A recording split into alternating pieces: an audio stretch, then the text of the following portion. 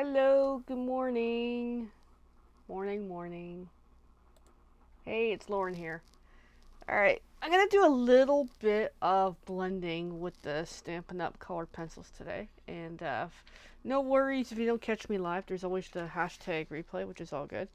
So I'm gonna pull out a couple of colors and try to kind of sort of explain how I do this. Now, how I do this may not be the same as what another artist does, but I'm just gonna give this a shot for today.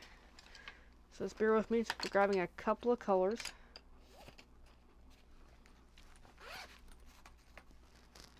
Alright, to keep in mind when it comes to doing blending and stuff is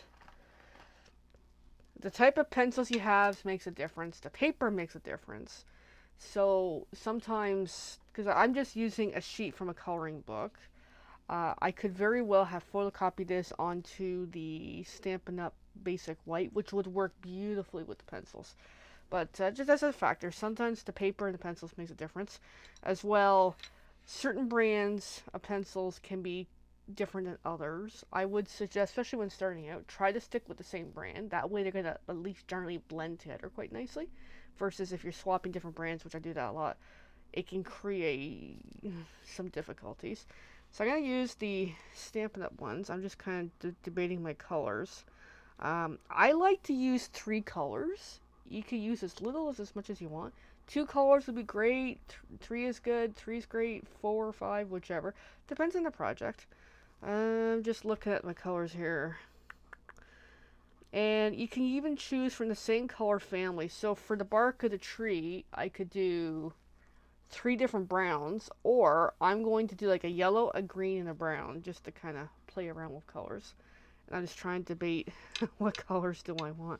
I'm stuck between. I'm definitely going to use this yellow. I think it's Daffodil Delight, I think it's called. I can't tell because it's almost gone. Then the brown is Early Espresso, which we know. And I've got here Old Olive and Garden Green. I'm thinking Old Olive. I'll just give that a try. Alright, and then because these pencils are small, I'm going to find myself a pencil extender. Forgive my arm.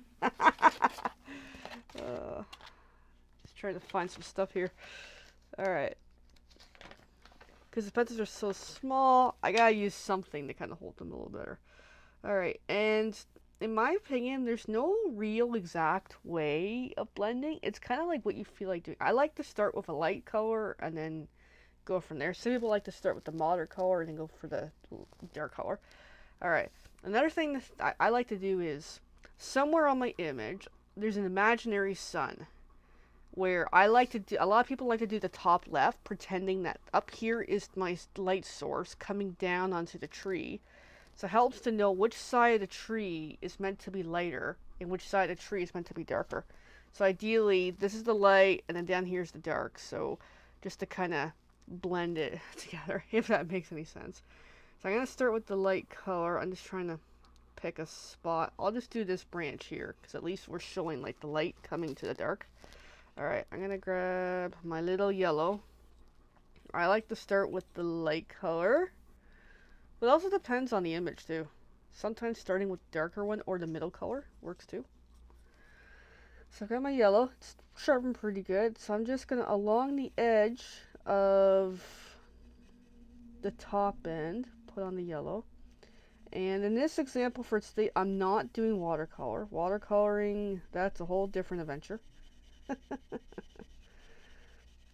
So I'm just gonna, I can go over the whole thing, this whole branch section, or I can go to part of it. I just like to go over as a once over. Very lightly is what I'm doing. That way, because another thing to keep in mind is the more layers you put on, after a while you hit a point where you can't put any more layers of colored pencil onto it. There's just nothing left in the paper. Like this first leaf I did the other night, the first round, this section here is a little bit distorted because I kept going so many layers onto that leaf that the paper couldn't take anymore. So paper is key. So that's the first color. I'm going to bring in the green. I'm going to start the green from the bottom end and just work my way gradually up to the upper side. But as I get to the upper side, release the pressure of strength. That way it'll start to blend. Because I want this side of the branch to be lighter.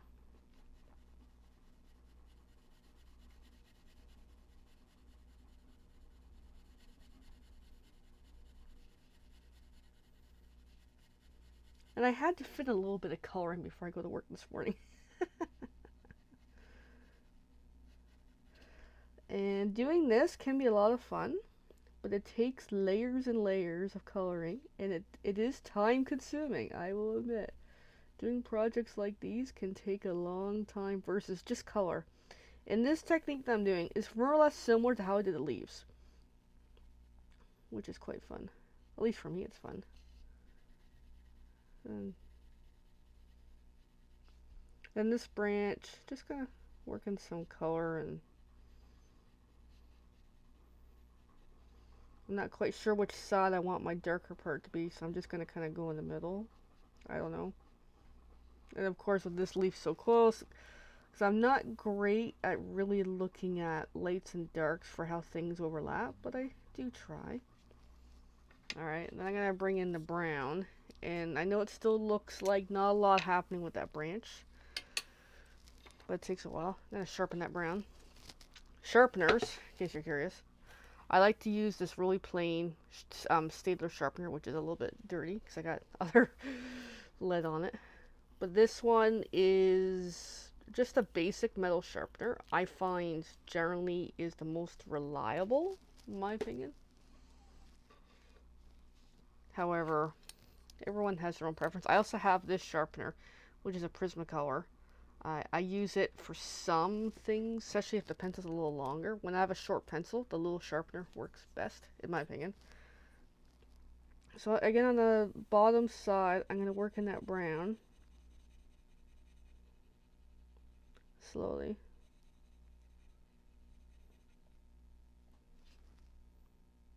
This is my tip on that. Doesn't feel right. Might be broken.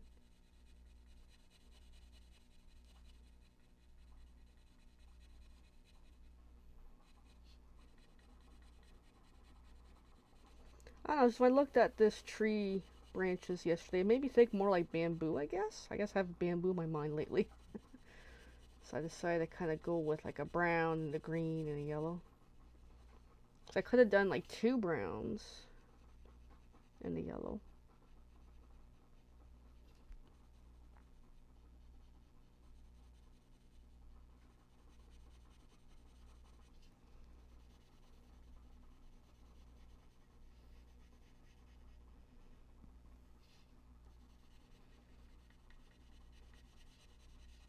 Alright, I'm going to swap back to the green.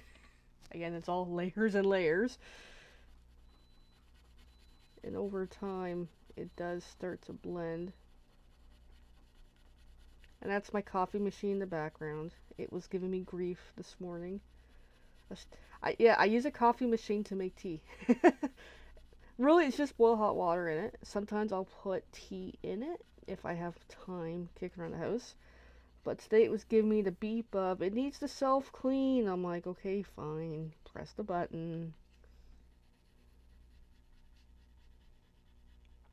So because this is starting to look pretty dark, I'm going to bring back that yellow and hope I can have it a little lighter on the one side here. It does help to have multiples of these pencil extenders. I just have this one out.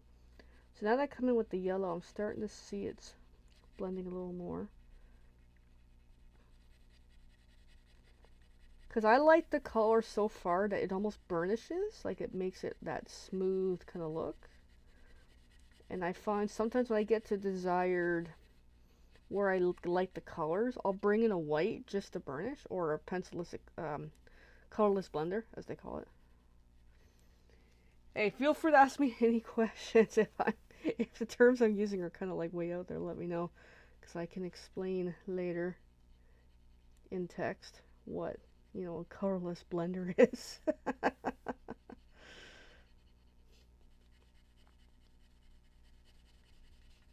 Alright, and I want to come back with that green again, because I feel like it needs more green.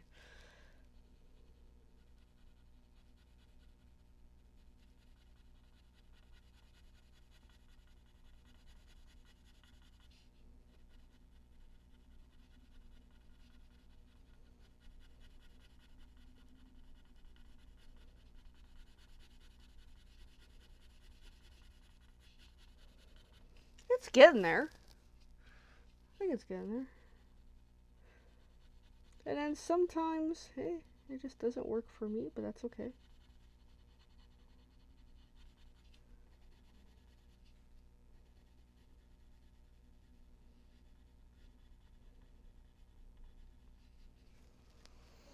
It's actually getting there quite nicely. Just trying to decide.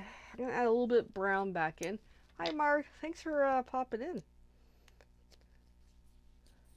I just thought I'd try to show an example of doing a bit of blending. Like this example is just 3 colors, like a yellow, a green, and a brown. Oh, this is starting to look quite nicely.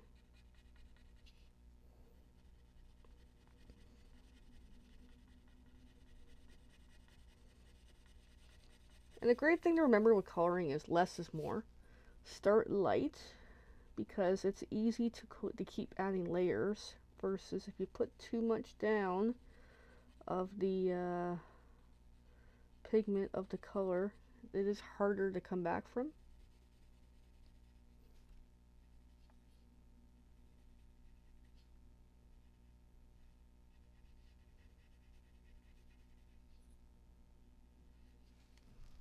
Alright, that's actually looking pretty good.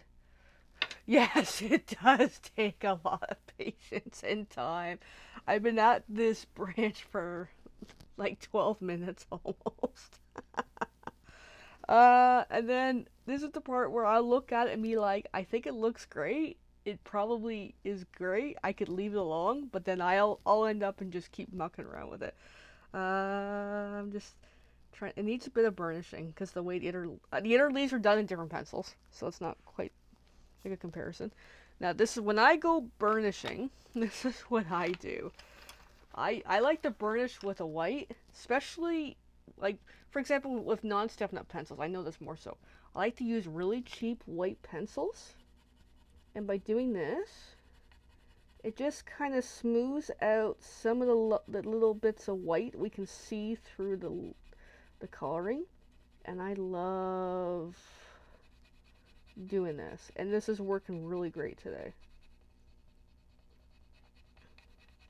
This is an example of like burnishing it, because otherwise I don't know how well you can see it, but you can kind of see through the coloring a little bit versus up here we can see less of it. I love this stuff. Like I keep so many white pencils just for this reason.